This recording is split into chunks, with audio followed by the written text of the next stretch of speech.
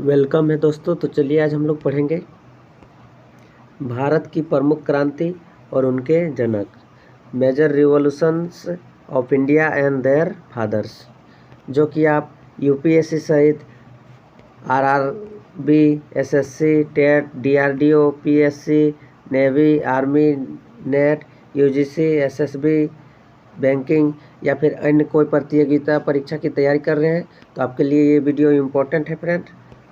तो चलिए देखते हैं। पहले है प्रमुख क्रांति एवं उनके जनक।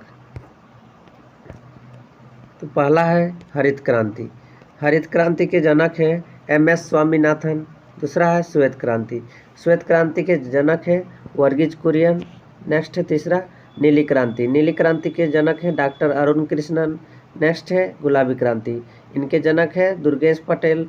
नेक्स्ट है स्वर्ण क्रांति, इनके जनक है निपर्क तुतेज। नेक्स्ट है 6 नंबर लाल क्रांति, इसके जनक है विशाल तिवारी। नेक्स्ट है 7वां नंबर में सिल्वर क्रांति, इनके जनक है इंदिरा गांधी।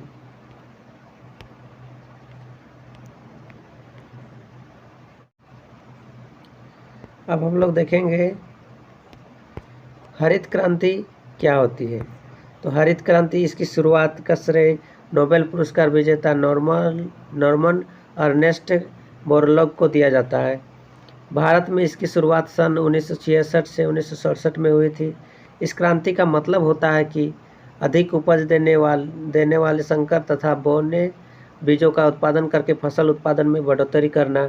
इस क्रांति का मतलब कृषि से है। कृषि क्षेत्र में प्रगति करना व खाद्यान्न आत्मनिर्भरता में इस क्रांति का बहुत योगदान है। अब हम लोग देखेंगे क्रांति का नाम, रिवॉल्यूशन नेम। तो क्रांति में यहाँ श्वेत क्रांति है, दुग्ध क्रांति है, सफ़ेद क्रांति है। नेक्स्ट है अन्य नाम अदर नेम ऑफ रिवॉल्यूशन, तो वो ऑपरेशन फ्लड में होता है। नेक्स्ट है क्रांति के जनक, father of revolution, Verghese Kurien. Next है शुरुआत, इनॉग्रेशन ऑफ रिवॉल्यूशन, ये 1970 में हुआ था शुरुआत। नेक्स्ट है समापन, एडिटिंग ऑफ रिवॉल्यूशन, 1996 में हुआ था। नेक्स्ट है चरण, टोटल नंबर ऑफ फेजेज, ये 3 फेजेज होता है। नेक्स्ट है प्रथम चरण, फर्स्ट फेज 1970 से 1980 के बीच में चला था। द्वितीय चरण सेकेंड फेज में चला था 1980 से 1985 में। तृतीय चरण चला था थर्ड फेज 1985 से 1996। अब देखेंगे नीली क्रांति क्या है। इसका आशय मत्स्य पालन से होता है। मत्स्य पालन यानी कि मछली पालन, यानी कि मछली उत्पादन से होता है। इसकी शुरुआत 7वीं पंचवर्षीय योजना 1985 से 1990 के बीच में हुई थी। इस क्रांति के तहत मत्स्य पालन व मछली निर्यात के क्षेत्र में नई तकनीकों का इस्तेमाल करना है।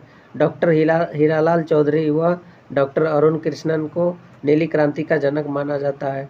मछली उत्पादन में विश्व में भारत का दूसरा स्थान है ना। तो विश्व में भारत मछली उत्पादन में दूसरा नंबर में है। अब हम लोग देखेंगे गुलाबी क्रांति, पिंक रिवॉल्यूशन। इस किस में होता है, तो ये प्याज में होता है। ये प्याज और झींगा मछली के उत्पादन से संबंधित है।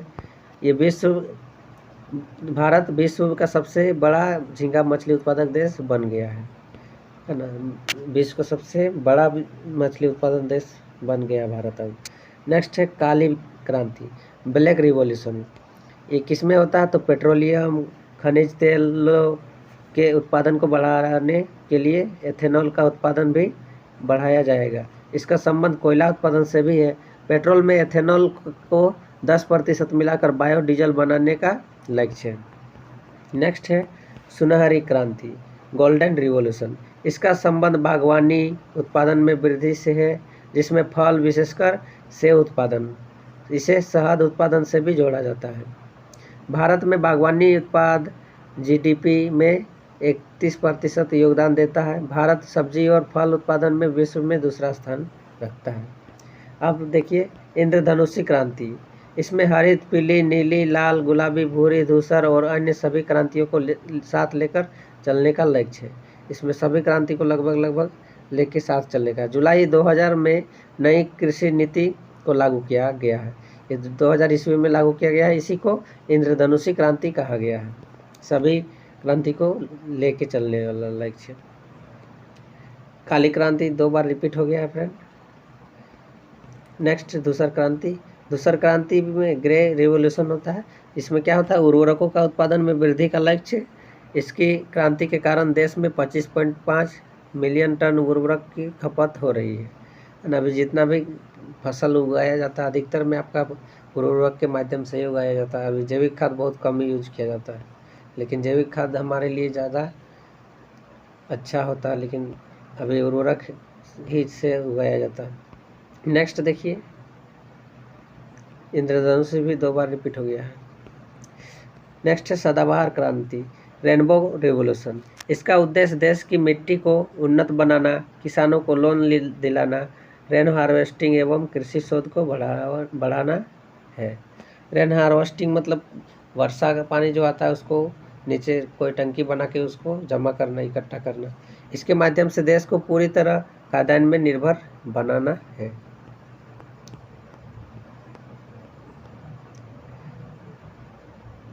सदाबहार क्रांति फिर रिपीट हो गया। इसका उद्देश्य देश की मिट्टी को उन्नत बनाना, किसानों को लोन दिलाना और रेन हार्वेस्टिंग, ये भी 2 बार रिपीट हो गया। इसका माध्यम से देश की पूरी तरह खाद्यान्न पर निर्भर बनाना है।